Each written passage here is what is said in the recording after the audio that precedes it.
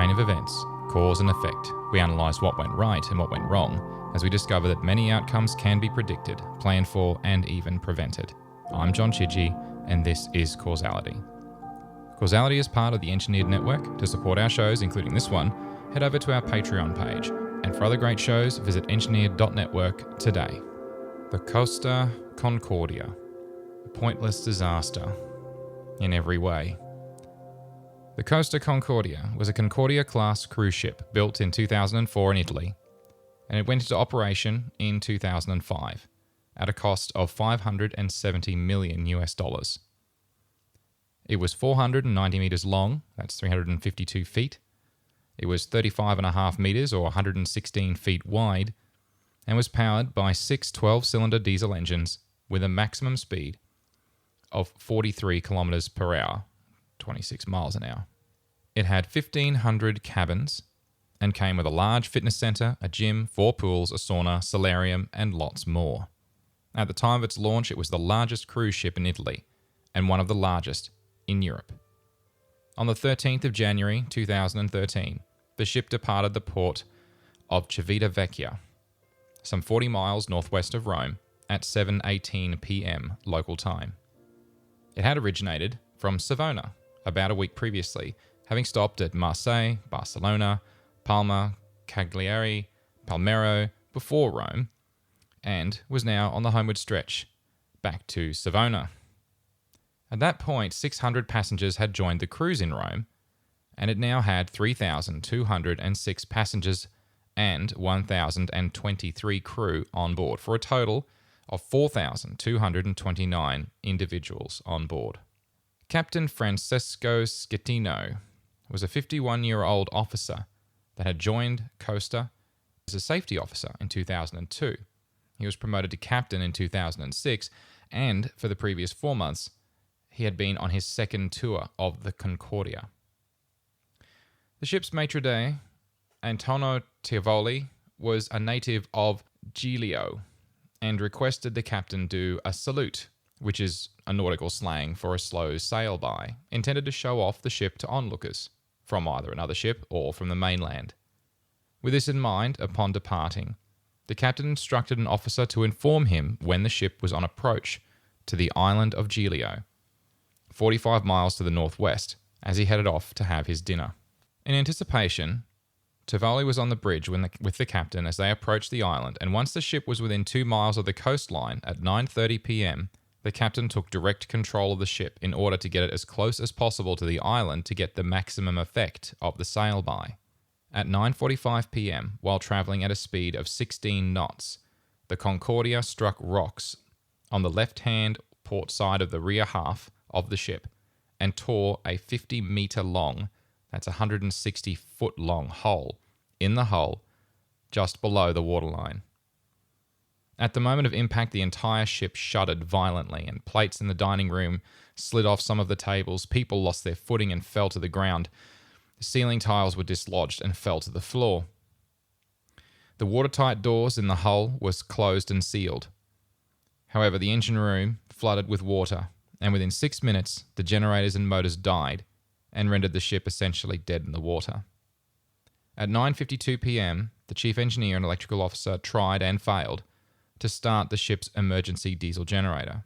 A minute later, a message was relayed to the passengers and the harbour master at Civitavecchia that the ship had suffered a blackout, but the situation was otherwise under control and there was no cause for panic. At 9:57 p.m., the captain placed the first of several calls to the Costa Operations Centre and reported that a single hull compartment was flooded. However, the ship remained buoyant. In the next 30 minutes, the captain called back the operations centre as more information came to light that in fact a second compartment was also flooded. The reality he was not accepting was that there were originally 3 flooded compartments, and within 45 minutes from impact, 5 compartments were known to be flooding in the hull. If any more than 2 had flooded, the ship would inevitably sink. So, rather like the Titanic, the compartments couldn't save such a heavily damaged ship from sinking. At 10:22 p.m., the captain contacted the port of Livorno's harbour master and requested a tug, stating that the ship had taken on water through an opening on the port side of the hull choosing not to describe the collision. It wasn't until 10:42 p.m. that the port authorities were told that the ship had experienced a collision, and the strangest part was that these calls had come from emergency services, prompted by frantic phone calls from relatives on board the Concordia that were clearly within mobile range. When the Coast Guard got in touch with the Concordia, they were told everything was under control. It was 8 minutes after that, and the ship was already listing 20 degrees to port, that a general emergency was finally declared on board.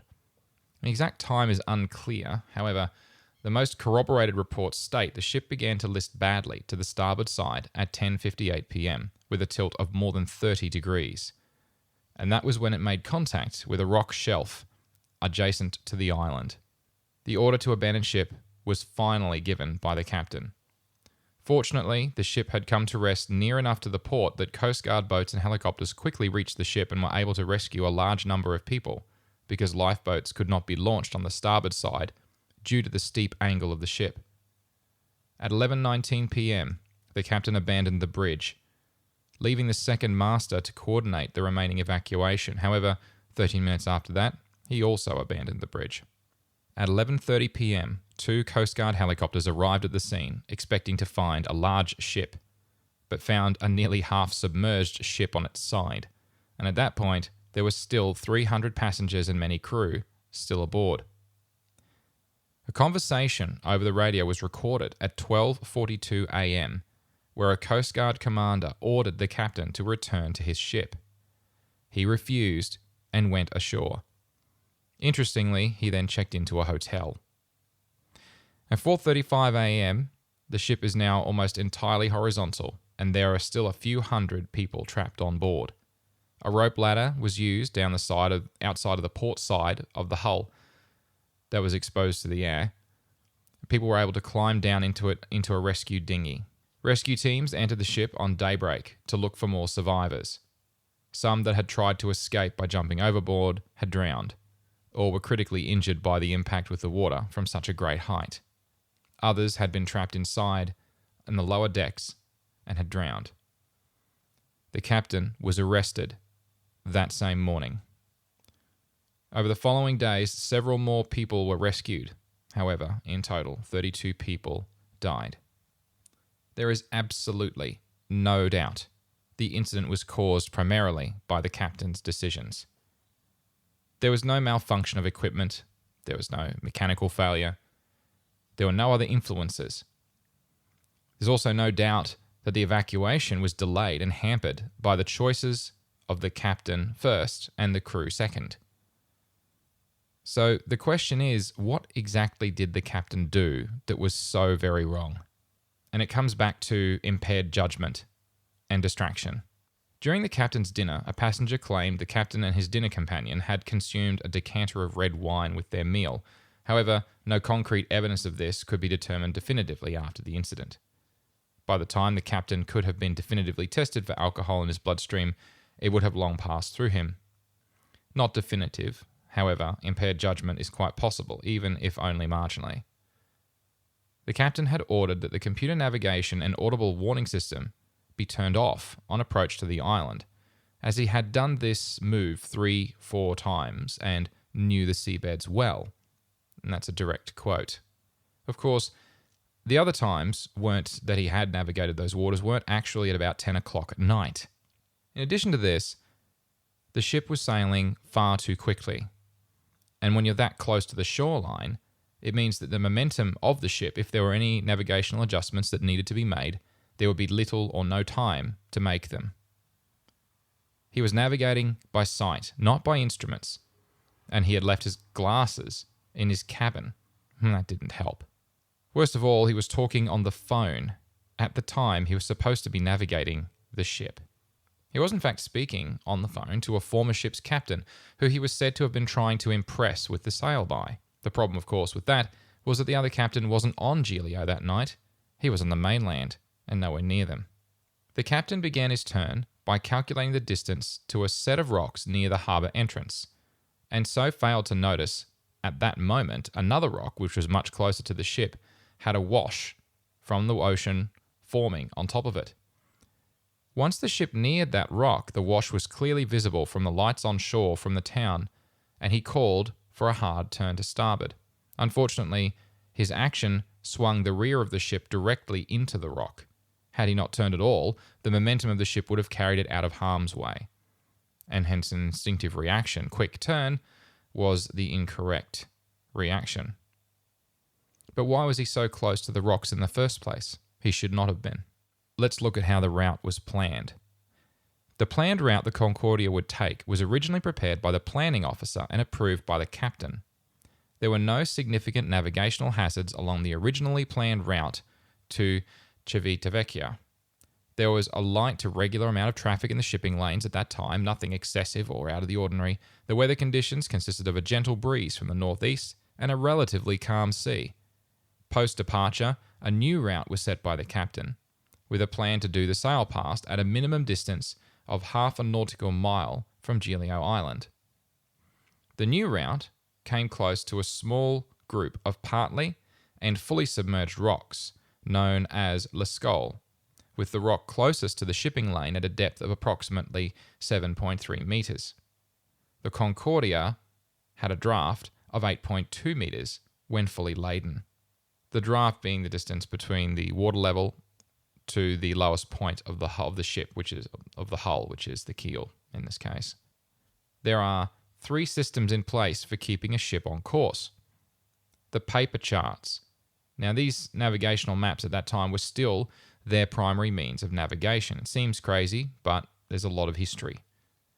The INS, which is the Integrated Navigation System, and that overlaps the GPS position of the ship over digitized navigational charts.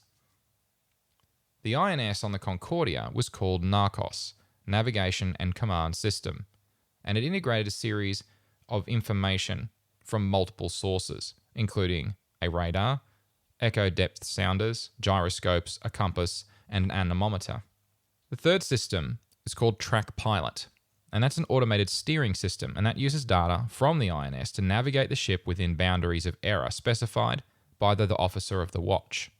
The chart that was used to plan the modified course was a 1:100 scale, chart number 6, which planned a safe distance from a nominal representation of the Lascaux rocks. The rocks, though, were barely visible at that scale on that chart and did not accurately depict the outermost rock's position. At the time of the incident, the charts loaded into the INS were unofficial electronic vector charts, or ENCs, and this was another reason why they were using the paper charts as their primary means of navigation. They had more detailed charts at a better scale that did show full details of Lascaux rocks, but they were not referred to during the planning or the final navigation.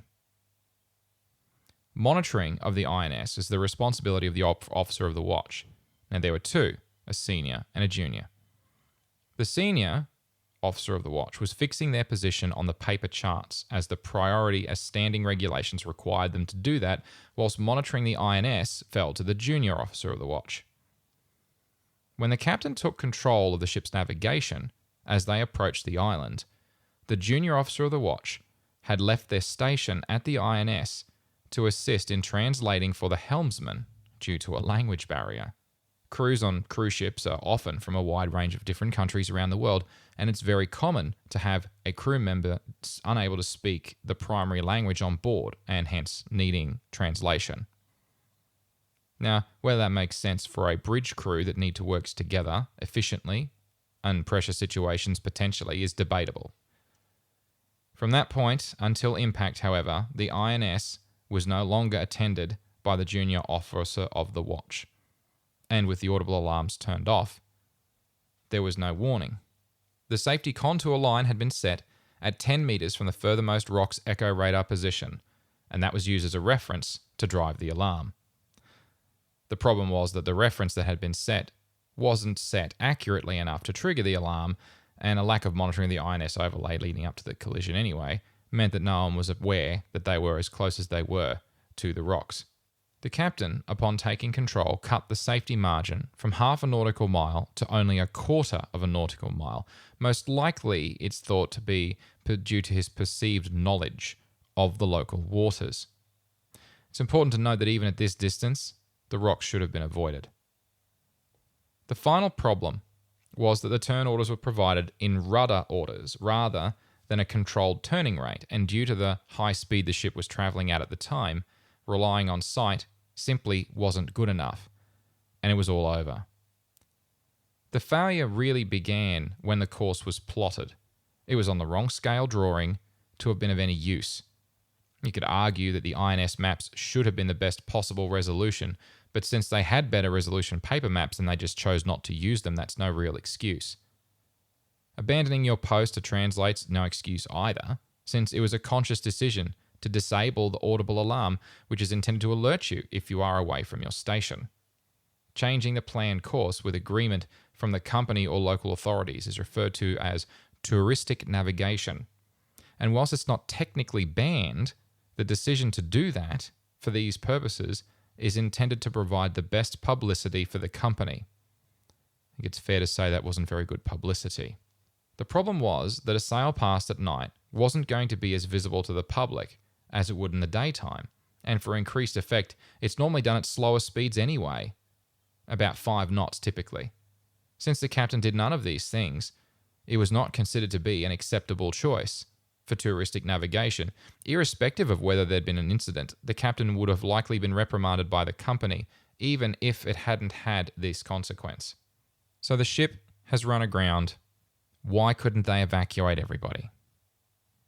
This isn't the Titanic. There are more than enough lifeboats to go around, and they are physically proximate to land. There are plenty of rescue lifeboats coming in from the nearby harbour. So what happened? First problem were the 600 additional passengers that had come on board in Rome. They hadn't been taken through an evacuation drill. All of the other passengers on board had already done that drill previously when they joined prior to Rome. Now, international regulations require that all passengers undergo a training drill within 24 hours of boarding. So technically, at that point, the Concordia was compliant with regulations. Given that the passengers were scheduled to undergo the training the following morning, but due to the late departure time, they were at risk that evening, the evening of the incident. It's a common problem with ships that take on and drop off passengers mid-route, and this led to confusion by many of the newly boarded passengers about what to do should an emergency situation arise. The biggest single problem were the lifeboats were launched too late. Lifeboats are designed to be launched up to an angle of 20 degrees maximum. Now, this had only became a problem when they finally called to abandon ship. Had they called that an hour earlier, not that long after the incident and once they realised that they had no power, all of the lifeboats could have been launched. Now, whilst we can't be completely certain that all of the people would have been saved with an earlier lifeboat launching, there's a very good chance many more people would have been saved and wouldn't have attempted to jump and died in the process. The investigation was hampered as well by a faulty VDR, voyage data recorder, which is the ship equivalent of a black box in an aeroplane. And it should have held all of this information about different conversations and what the ship was doing and what was disabled and what wasn't. However, reports indicated that it may have been faulty for as much as 2 weeks prior to the incident, whilst others claim it was accidentally overwritten after the incident. Ultimately, though, we can't be sure of all of the details, but the audio that was captured both on the radio and via other means has provided plenty of detail to piece together what actually happened. Since 2011, maritime laws have required that highly detailed primary navigational charts are loaded into the INS, and it should be used for primary navigation with paper charts as the backup, not the other way around. This is the 21st century after all. This is being more strictly enforced following the incident. On the 11th of February 2015, after a 19-month-long trial, Captain Schettino was found guilty of manslaughter, causing a shipwreck, abandoning passengers under his care, and providing false information to authorities. He was sentenced to 16 years and 1 month in prison and was dubbed Captain Coward for abandoning ship before everyone else had gotten off first. The reason he got the sentence that he did was primarily due to the fact that he had delayed the evacuation for over an hour. In addition to these things, he was banned from public office for life and may not work as a ship's captain for 5 years. There have been 2 appeals to the sentence since it was handed down. The first, on the 30th of May 2016, was upheld. The second is still underway. Until the appeal process is concluded, which could take several more years, Schettino has not set foot in prison. He's still free. The other bridge officers were never put on trial. Several of them made plea bargains early in the investigation, and the Indonesian helmsman disappeared and has never been located since the incident. The owner of the ship, Costa Concordia, avoided criminal charges by paying a €1 million fine to the government for the incident. Human ego is a very dangerous thing.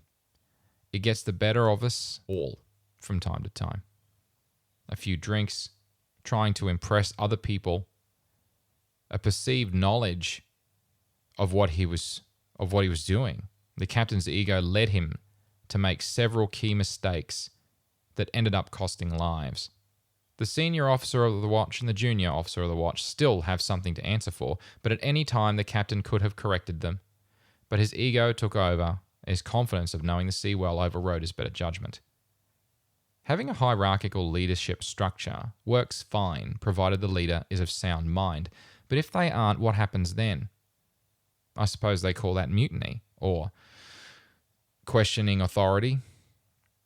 But the truth is that no one is perfect, and you need to be able to call them on it if they're going to take unnecessary risks or make bad decisions. Not only that, but after the incident, nobody in the command structure told the truth to the outside. It was the passengers, though they were the ones that raised the alarm to the authorities, not the crew. They lied to the passengers. They delayed their escape for no logical reason, and it illustrated that even today, incidents at this scale can still happen.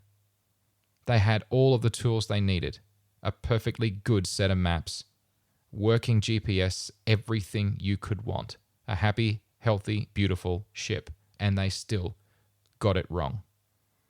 One man's ego and no one's willingness to challenge them, and dozens died as a result.